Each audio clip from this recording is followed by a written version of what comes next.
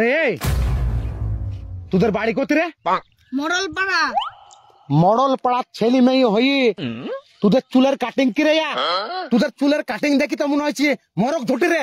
আরে মেয়ে, তুমি একটা গ্রামের মেয়ে হয়ে এরকম ড্রেস পরে এরকম ছেলেদের সাথে ঘুরে বেড়াচ্ছো, তোমার লজ্জা লাগে না?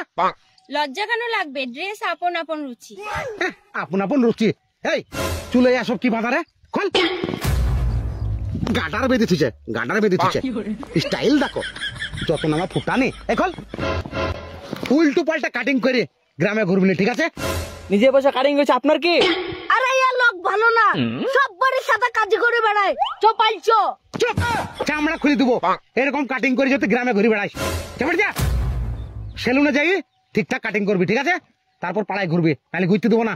আরে মেয়ে, বাড়ি যাই এই জামা প্যান্ট খুলে চুড়িদার পরে ঘুরে বেড়াবা, ঠিক আছে? বাঙালিদের মতো ড্রেস পোশাক পরবা।